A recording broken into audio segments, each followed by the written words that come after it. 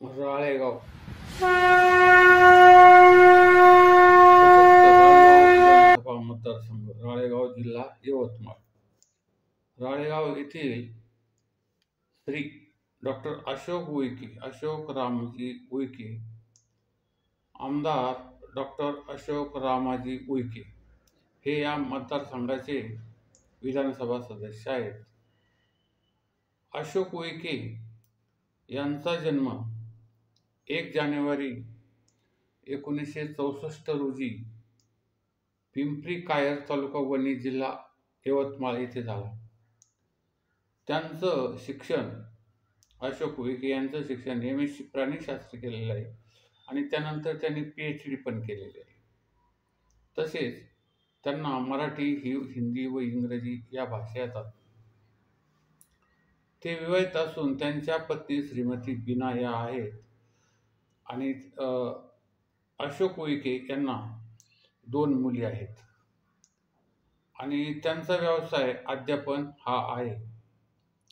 आणि 77 राळेगाव राळेगाव अनुसूचित जमाती मतदारसंघ जिल्हा यवतमाळ यामधून भारतीय जनता पक्षातर्फे ते 2019ला निवडून आलेले आहेत.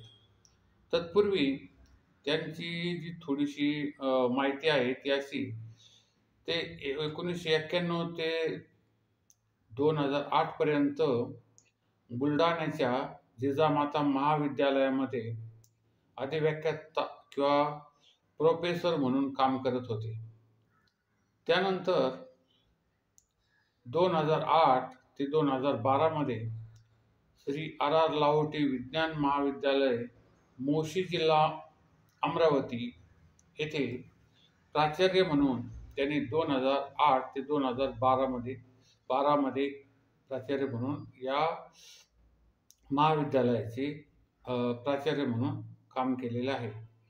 त्यानंतर 2012 ते 2013ला YDVD महाविद्यालय तिवसा जिल्हा अमरावती येथेही 2012-2013ला प्राचार्य म्हणून त्यांनी काम केलेलं आहे. तसेच बिरसा मुंडा आदिवासी सहकारी सोसायटी नगरसेवक व काही काळ ते या उपाध्यक्ष होते. अध्यक्ष बिरसा मुंडा आदिवासी सहकारी सोसायटीचे अध्यक्ष. तसेच ते नगरपालिकेमध्ये, बुलढाणा नगरपालिकेमध्ये काही काळ उपाध्यक्ष व नगरसेवक म्हणूनही त्यांनी काम केले. तसेच आदिवासी आघाडी, भारतीय जनता पक्षाची जी आदिवासी आघाडी आहे त्याचे सचिव व प्रदेश उपाध्यक्ष म्हणूनही त्यांनी काम केलेलं आहे. आणि 2014 ते 2019 मध्ये महाराष्ट्र विधानसभेवर ते निवडून गेले.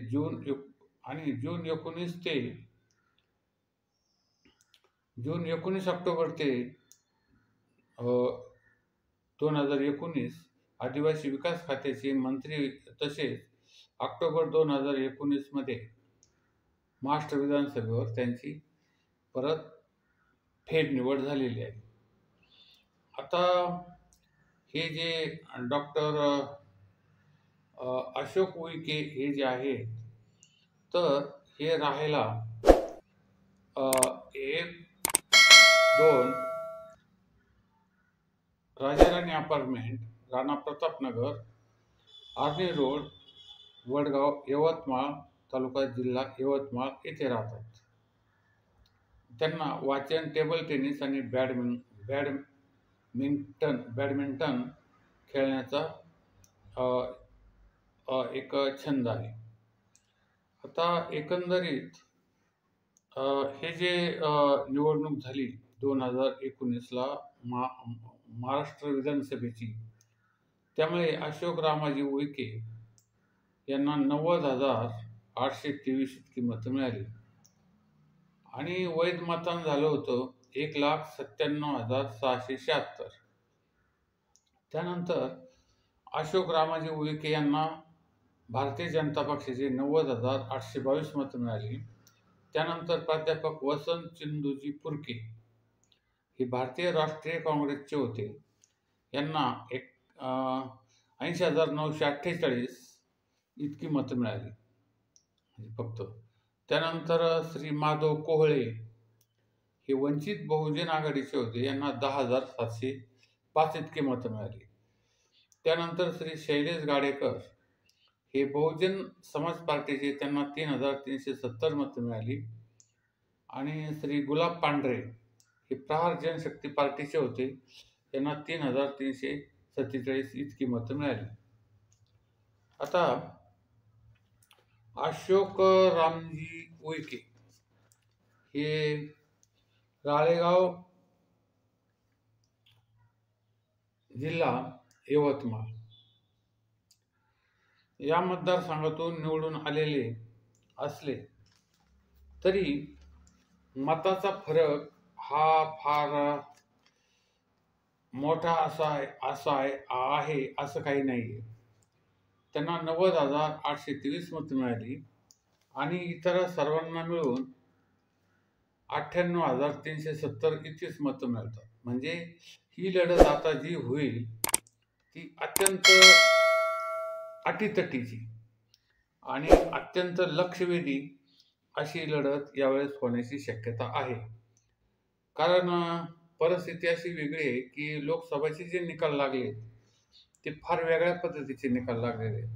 लोकसभेमध्ये जे लोक निवडून येईल असं वाटत होतं तेच लोक आता इथे मोठ्या मताच्या फरकाने निवडणुकीत पराजय पावलेले आहे, हरलेले आहेत किंवा निवडणुकीत ते पडलेले आहेत. तर आता येथे हे जे थोडंसं त्यावेळेचं वातावरण 2019चं, त्यावेळेस पक्षात फाटाफुटी झालेल्या नव्हत्या आणि तत्पूर्वी साधारण कोरोनाचाही काळ त्यानंतर आला.